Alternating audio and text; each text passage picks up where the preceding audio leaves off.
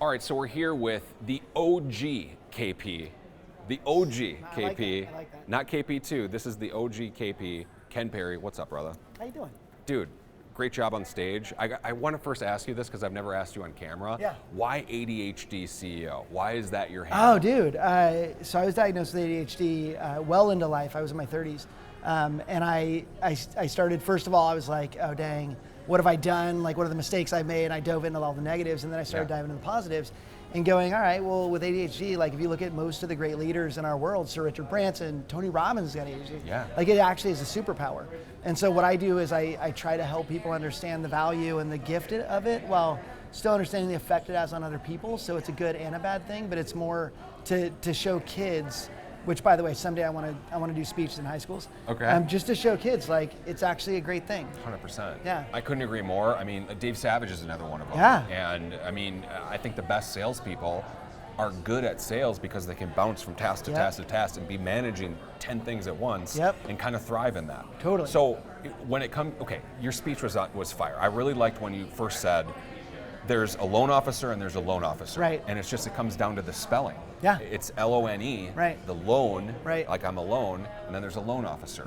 What, if you were to go deeper into that, what do you think people struggle with specifically in regards to that? A number of things. So first of all, when I first got in the industry as a loan officer, I'm like, well, do we help each other? Like, what's the deal? And they're like, no, we're competitors. I'm like, but we work for the same company. Like, I didn't understand why we couldn't support each other in the things we're doing. And so there's this lack of sharing and that lack of collaboration, which drives me insane. Me too. But worse right now, everybody's going through the same market, which means everybody has the same fears, everybody has the same struggles, everybody has the same, like, they wake up wondering what's going to happen. And so why are we not talking about that? 100%. And, I mean, that's my big deal, is stop being alone.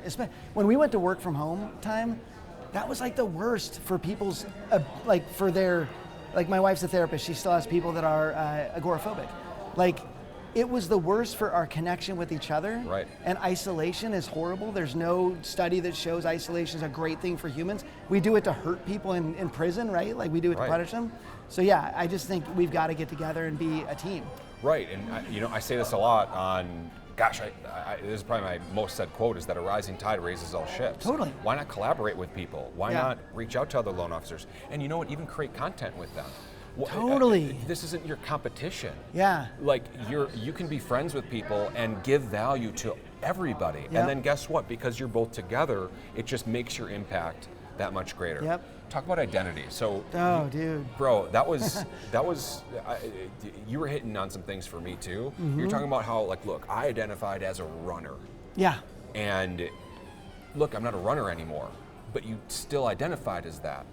And I think specifically with loan officers right now, I'm a ex-producer, or I only do real estate, realtor referrals, whatever it is. Everybody has their own identity that I think they need to let go of. 2020 was a long time ago at this point, you know? So I guess, how would you encourage a loan officer to shake that old identity and step into the new?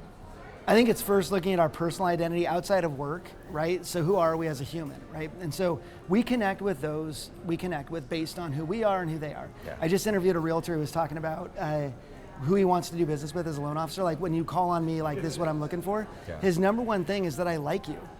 Well, if he's gonna like you, then there's gotta be that connection. If you're not being yourself, it's not a real connection. Right. And so going back and going, okay, this is who I am. Right? So some of the best loan officers I know, they just, like, I am the guy, there's a guy named Mark Alto, who's a friend of mine. He knows all of the guidelines all of the time. He is never gonna do the loan wrong. Like, he's just nails, right? That's his lane, yeah. Always has his phone on, he has his identity, and it's perfect, and it's him.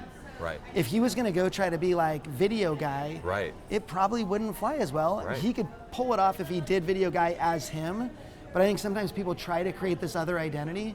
I have to tell you one more thing on this. Yeah. I got the best compliment ever. I'm down in Guatemala in January, which we go every year.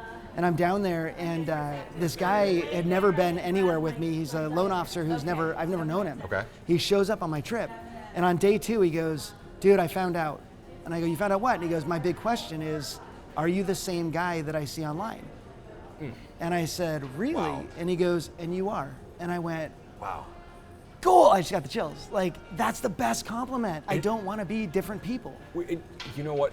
I think especially when you start out as a loan officer, there's a certain piece of it that you kind of got to act as if. Yeah, totally. I mean, you got to kind of fake it till you make it in some ways. Right. But then you have to really step into You're who ramping the heck as fast you as are. you can. Yeah.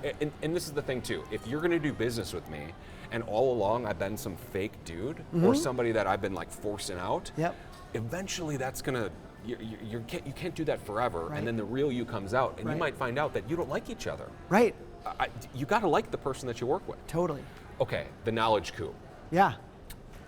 Is it just CE? What is? Why should? I love that you said that. Why should somebody sign up for?